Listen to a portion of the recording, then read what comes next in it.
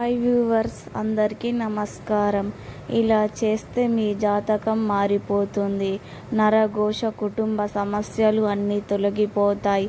ఆనందకరమైన జీవితం గడుపు. రేపు మార్గం సోమవారం సాయంత్రం నిమ్మకాయతో ఈ చిన్న పని చేస్తే జీవితంలో ఉన్న సమస్యలు కూడా దాదాపు తొలగిపోతాయి. ఎందుకంటే నిమ్మకాయలకు అంతటి శక్తి ఉంది కాబట్టి నిమ్మకాయలను చాలా రకాలుగా వాడుతూ ఉంటారు.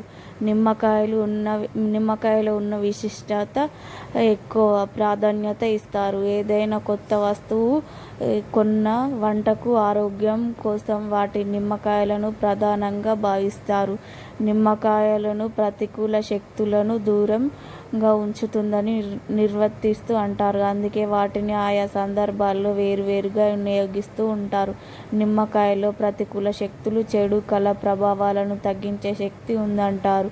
దేవాలయాల్లో పూజలు చేసేటప్పుడు నిమ్మకాయలను ఉంచి వాటిని ఇంటికి తీసుకొని వెళ్తే నెగిటివ్ పవర్ దూరం అవుతుందని అంటారు. అసలు నిమ్మకాయలను ఎందుకే స్నానం చేస్తారో ఇప్పుడు మనం ఈ వీడియోలో వివరంగా పురాణ నిమ్మకాయల చరిత్ర, యోగం, నాటి రాక్షసుల బ్రహ్మదేవుని గురించి, శక్తివంతమైన క్రూరమైన పనుల కలయికకు చెందిన భూమి ఆ రాక్షసుడు నుంచి రక్షించడానికి గొప్ప తపస్సు చేశాడు. అంకితం చేయమని దుర్గామాతను ప్రార్థించాడు.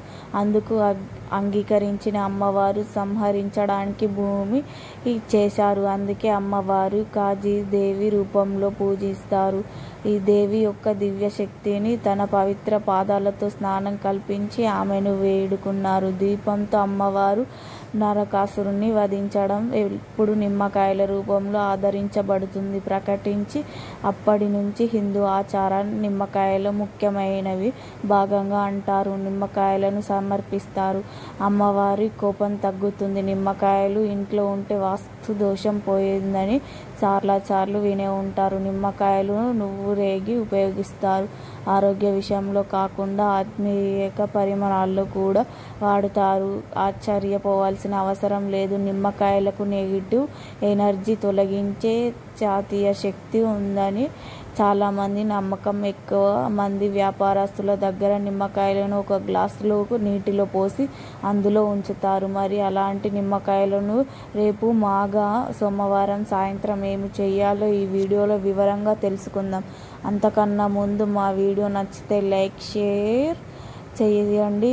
వీడియోలోకి వస్తే నిమ్మకాయ పరిహారం గుడిలో కానీ ఇంట్లో కానీ చేసుకోవచ్చు అని పరిహార శాస్త్రంలో చెప్పబడింది. ముందుగా రేపు సోమవారం ఉదయం నిద్రలేచి తలస్నానం చేసి శివుడిని పూజించి ముందుగా ఇంటిలో ఈ పరిహారం ఎలా చేయాలో తెలుసుకుందాం. ఇంటిలో శివుడి పటం లేదా శివలింగాన్ని పూజలు చేసి హారతి ఇచ్చాక ఒక నిమ్మకాయను తీసుకొని శివుని పటం ముందు ఉంచి శివుని పటం ముందు ఉదయాన్నే నిమ్మకాయలను పెట్టాలి. ఆ తర్వాత మీ పనులు మీరు చేసుకోండి. ఇక అదే సాయంత్రం స్నానం చేయండి. మీ కాళ్ళు చేతులు కడుక్కోండి.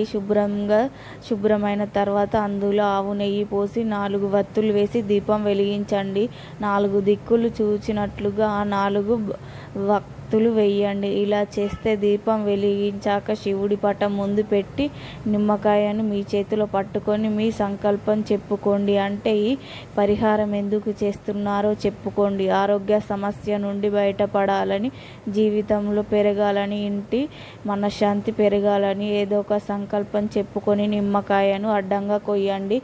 కోసిన నిమ్మకాయను 2 ముక్కలు ఉంటుంది కదా, అందులో ఒకటి ఆ నిమ్మకాయ ముక్కను శివం పటం దగ్గర ఉంచండి. మరొక ముక్కను ప్రమిదలో కానీ ప్లేట్లో కానీ పెట్టి 5 లేదా 6 కర్పూరం బిళ్ళల్ని వేసి కాల్చండి. పూర్తిగా కాలేదాకా సమయం పడుతుంది. ఈలోపు ఏదైనా పని చేసుకోవచ్చు. ఇలా నిమ్మకాయను ఇంట్లో రేపు సోమవారం సాయంత్రం 5 గంటలు ఇలా కాల్చడం వల్ల ఇంట్లో ఉన్న నెగిటివ్ ఎనర్జీ అంతా కూడా పోతుంది. పాజిటివ్ ఎనర్జీ ఇంట్లోకి ప్రవేశిస్తుంది. అంటే మంగళవారం ఉదయ స్నానం చేసి తీయాలి. అది ఈ చీకటిలోనే తీయాలి. ఇంకో నిమ్మకాయ ముక్కను ఇంటి బయట తీసుకువచ్చి గుమ్మం ఎదురుగా ప్లేట్లో పెట్టి అందులో నిమ్మకాయ ముక్కలు, దానిపై కర్పూరం బిళ్ళలను పెట్టి కాల్చండి. ఇలా ఇంటి బయట నిమ్మకాయను కాల్చడం వల్ల ఇరుగు పొరుగు దృష్టి మీ ఇంటిపై ఉండదు, తొలగిపోతుంది. లభిస్తుంది. సోమవారం సాయంత్రం ముక్కను మరియు మంగళవారం ఉదయం ఒక ముక్కను కాల్చడం వలన మీ జాతకమే మారిపోతుంది. అది ముఖ్యంగా శత్రు బాధలు తొలగిపోతాయి. ఈ పరిహారం చేయడం వల్ల ఇంట్లో మనశ్శాంతి లభిస్తుంది.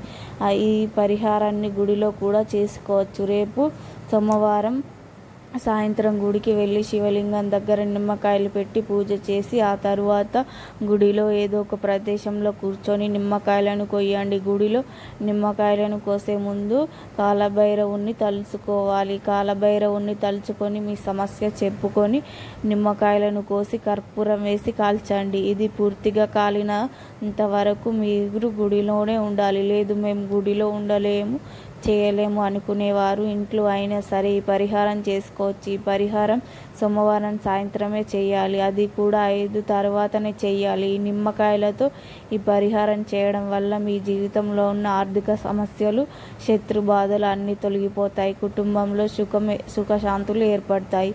అభివృద్ధి కోసం పరిహారం చేయవచ్చు.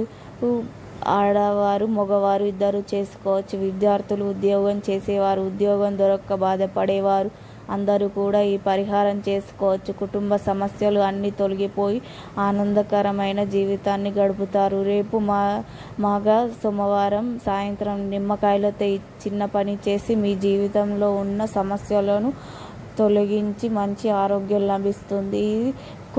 ఆరోగ్యం లభిస్తుంది. పిల్లలు చదువుల్లో ఉత్తీర్ణత అవుతారు. భర్త సంపాదన ఎక్కువ విపరీతంగా పెరిగిపోతుంది. మరింత ప్రతి ఒక్కరు కూడా రేపు మాఘ సోమవారం సాయంత్రం 5 తర్వాత నిమ్మకాయల పరిహారాన్ని చేసుకో